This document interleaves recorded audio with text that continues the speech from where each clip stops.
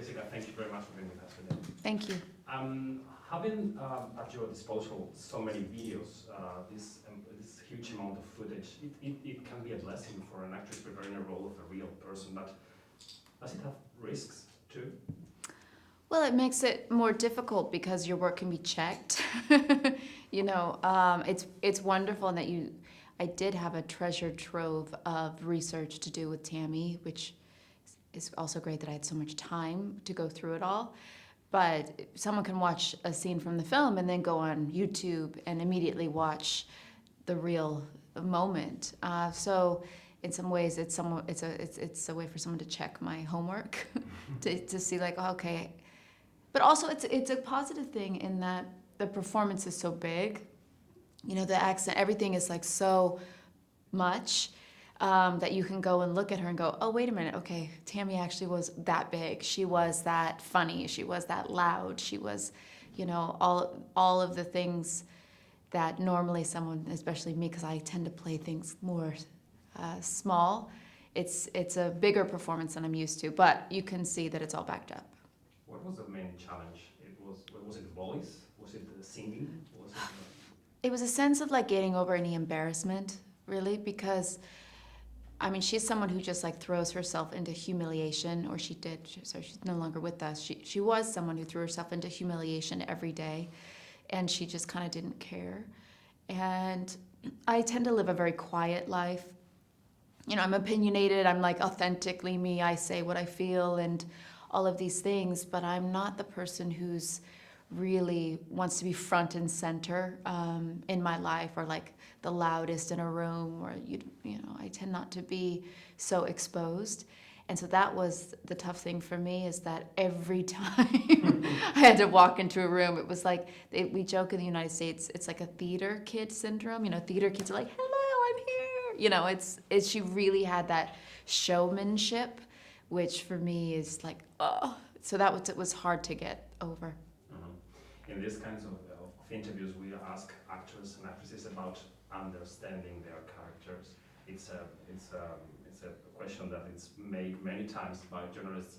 In this case, I would say it's not a question maybe of understanding her, but of not patronizing her, maybe. Oh yeah, yeah. I didn't want to. Also, too, as an actor, you don't really, no matter who you're playing, you can't play someone and judge them at the same time. You know what I mean? There's a separation from that.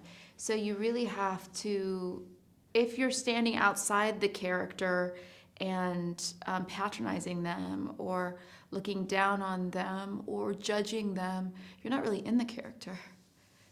So for me, I definitely didn't want to patronize her.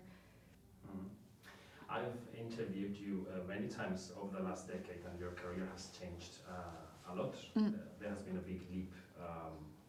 How would you describe your career now? Are you able to really choose your path, your roles, what you want to do? Yes and no. I definitely have a lot of choice in terms of projects to develop, or stories that I want to tell, and stories that I think are important. And definitely a lot of like the things I do are very, I like pushing against expectation of gender and and expectation of like what society thinks is the norm, and like push it and maybe create a little bit of a conversation in that. But I don't have the freedom sometimes to work. I think perhaps I've noticed that some directors might be a little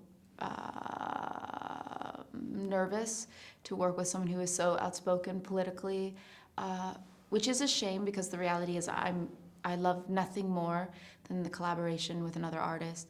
I love what you get to learn from actors and like someone who has a really strong point of view.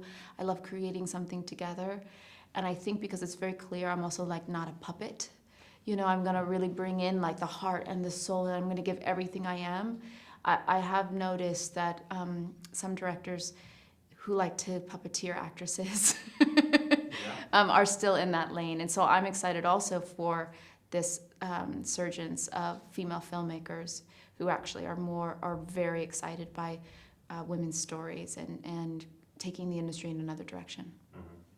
This year there's a lot of I would say, awards buzz around you because of this, because of scenes of marriage, from a marriage, sorry. But the landscape of the awards season is somehow changing with the Golden Globes thing, with the Oscars being less and less watched every year.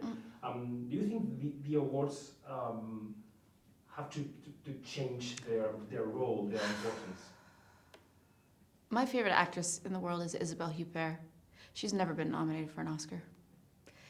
Gary Oldman, is an incredible actor who literally just got an Oscar for Churchill.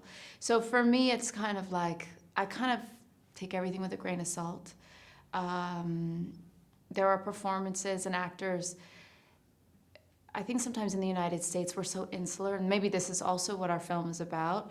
We think we're the center of the world, and we think everything we do is so important. But the reality is a lot of the cinema I prefer is outside of the United States, and the performances and the actors.